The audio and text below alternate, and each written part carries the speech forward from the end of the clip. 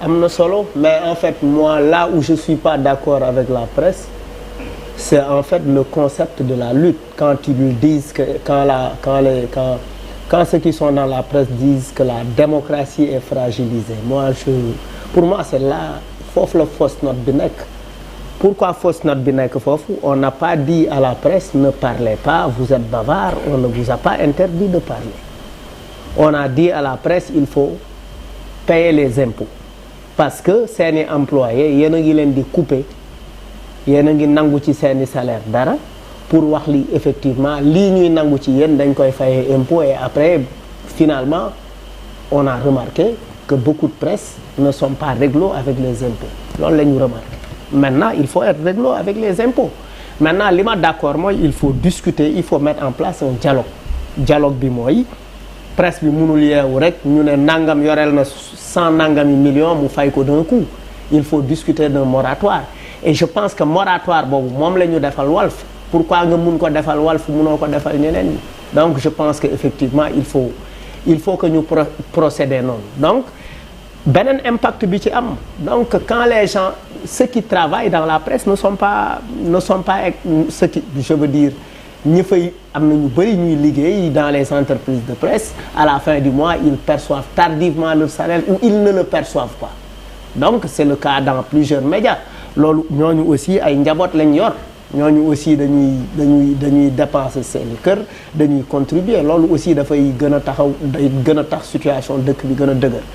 Beneen affaire mooy gëmuma ni ñuy mën a baal la presse ñu bañ a fay, ñuy mën a baal ñi fi mës a jaar, nee nañ Ablaye Wade baale na, Macky Sall baale na, et cetera, et le citoyen lambda kenn baalu ko. Ça c'est aussi, c'est injuste, c'est pas équitable. Donc, et que le fait que même l'État di jox ay faveur la presse, c'est une manière de lier la presse. Ce qui veut dire qu'en termes d'information bi presse bi di joxe daf koy joxe en fonction de sa relation avec le pouvoir. Donc il faut aussi que la presse travaille à être autonome. C'est-à-dire il faut aussi trouver des mécanismes d'une autonomie financière. Si la presse n'est pas autonome, elle est toujours liée, et l'information bi presse bi di joxe ça reste crédible, du crédible ni mu war a crédible, parce que buy traiter son information daf koy traiter en fonction des faveurs qu'il a. Donc il faut que la presse aussi revoie sa ligne de conduite. Je ne suis pas également d'accord avec une certaine presse qui s'est désolidarisée de la lutte, parce que cette presse qui se désolidarise aujourd'hui, elle a été soutenue dans le passé par aujourd'hui cette presse. Oui, il y a une presse qui s'est désolidarisée, loolu gis nañ ko. Donc et ça c'est pas normal.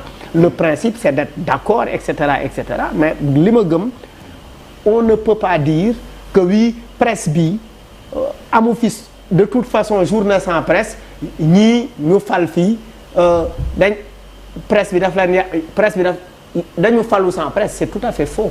La presse a joué un rôle très important dans l'accession au pouvoir de la coalition Diomaye, et puis ci ni ñuy joxe information bi par rapport ak événement yi fi jot a xew. La presse aussi a joué un bon rôle, a joué les bons offices. Donc il faut quand même que les gens am un peu de raison garder, quoi. Bien. Réaction, oui, Bamba Fall. Donc